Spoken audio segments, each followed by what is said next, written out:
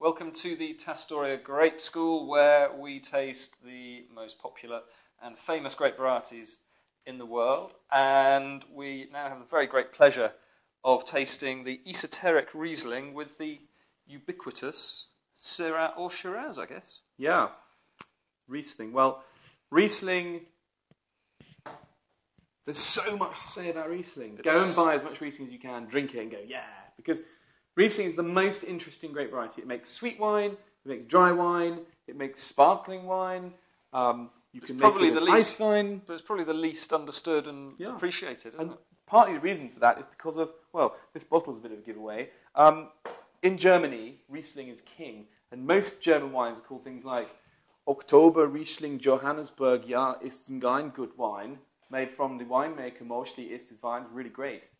It comes from Denmark, that one. And they're terrible labels, Deutsch Gothic labels, you don't understand what they are, they're sorts of different codes, you know, it's so complicated, it makes it impossible. So Riesling from the New World, which just has Riesling on the bottle, generally are dry, generally display all the classic characters of Riesling, and yet I think really do Germany a disfavour, because I think it's in Germany that you really get to the absolute nuts and bolts of what Riesling is about, and that is complexity, finesse, but aromatic nuance.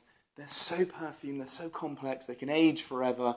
They are beautiful wines, and the great thing is that you can buy a Riesling from actually Alsace or Germany relatively inexpensively compared to a top-grade Bordeaux white or top-grade Burgundy for about a tenth of the price. And I think what I'm trying to say is go and buy loads of Riesling. But coming back to being more objective descriptions, what is Riesling? Well, low to medium alcohol. In Germany, you get very low alcohol wines. Very high in acidity, which helps it age. Acidity is a great component for wine when it's aging. Keeps it alive. It can produce, as I said, dry, medium, sweet, very sweet sparkling wines. Very good with botrytis, which is the noble rot that sort of extracts water from a grape and intensifies the flavour.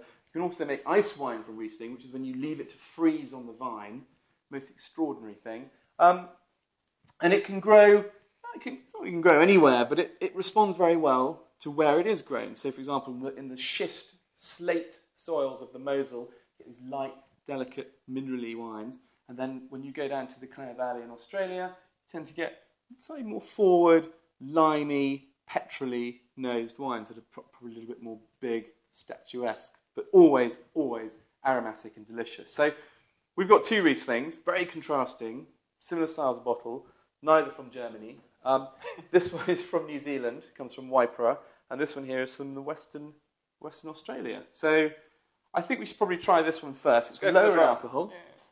And this is, I'm going to put it in that glass there, James. But I think in a sense what you've just described is all absolutely right, but it highlights why people don't really know where they stand with Riesling. Because they don't know if, I would never go and buy a bottle of weird-looking, funny German wine with all different letters I don't understand on the label.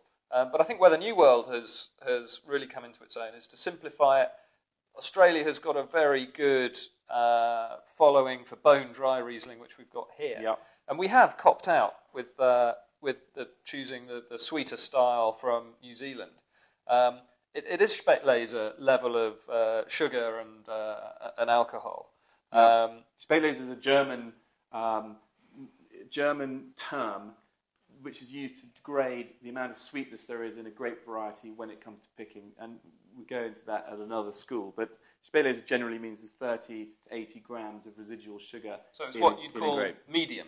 Yeah, exactly. Medium sweetness to and 12% alcohol is quite high for that kind of style. Particularly when we've got this bone dry version at 11% from Western Australia. So we have copped out, but it highlights in quite a succinct way the difference between the dry style and the sweet style. So please forgive us for that.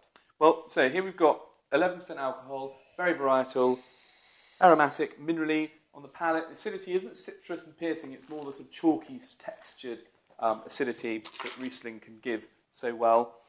It's very light. Dry, isn't it? Dry. Really lime peel almost, isn't it? It's that kind of... Yeah. We talk about residual sugar. That's just the sugar that's left in the grape when you stop the fermentation. Obviously, fermentation is caused by yeast and sugar coming together and going, if you stop that, it leaves some residual sugar, which is fine as long as you've got the acidity. And the great thing about Riesling is that, or great Riesling producers, is that they can get the balance between acidity and residual sugar just right. But as James said, this is bone dry and very light, very refreshing. This is actually what I would call a grade A refreshing beverage. And let's face it, that's what wine should be. Food-wise, these kind of wines go great with spicy foods. This particular one, I wouldn't go too much on this, but I quite like it with some sort of Roquefort and walnuts for some reason. Yeah. Don't know why. Or just sitting out and picnic. Out in the fresh, in the open, sort of just general picnic fare, like Scotch eggs and pork pies. That kind of, should we do it? Yeah, I think let's go now. And then we move across to slightly more serious style, I suppose. Not that this isn't a serious wine, but I think a bit more. Well, this is traditional. This is what people would associate more with. Yeah, but again, it goes back to traditional Riesling. Goes back to. Well, you smell it instantly. It's got more on the nose. It's riper on the nose. It's got nectarines and. It's fuller. It's delicious. It just smells complex. I think you probably gather James and I are struggling to describe these ones because they are quite complex. They are very aromatic. They offer so much. On the palate, it's like biting into a ripe kiwi fruit. It's acidic, but it's got this sweetness of fruit that just balances that out just when you need it. And I have to say that it's so perfectly poised. It's, a lot of people get, oh, it's sweet wine. Well, actually, yes, it's got sweetness in it. And grapefruit there as well on the finish. Peach and ripe apple. It is so complex and so interesting that you just want to drink more and more of it. And again, this particular wine, I think you want to have with sort of Thai green curry, things like that. But also, you can have this with a sort of fruity, fresh fruit pudding, on its fresh own. Strawberries. On its own, just lovely summer evening. Don't be afraid of wine with a bit of sugar in it, please. It's a real pleasure. This kind of wine. A Dr. Lucen Spätlese from somewhere on the high street, I'm sure, will give you that just little insight. Try it. It's really worth it. Go for these bone dry styles as well. They're nobody is going to say that isn't a lovely drink.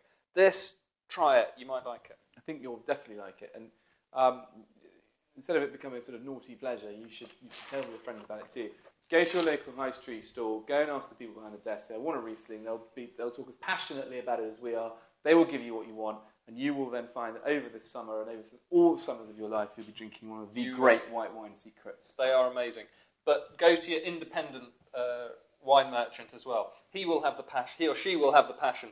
They'll know the product inside out. And I'd go in to my mate Eric in Weybridge and say, look, what have you got that's a really nice, fresh, summer, floral, elegant, fragrant, medium German white wine? He'll say, James, try that one. Off you go.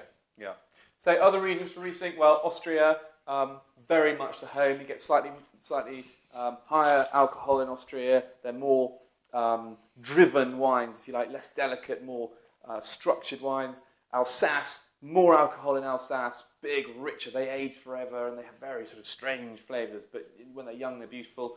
Australia, Clare Valley is the sort of home, Eden Valley too. Starting to see some great wines coming from New Zealand, and that's it. But for me, Germany, New Zealand, and Australia. There it is. Hopefully, you got a sense of our enthusiasm and passion for this amazing grape. Beautiful. Try it.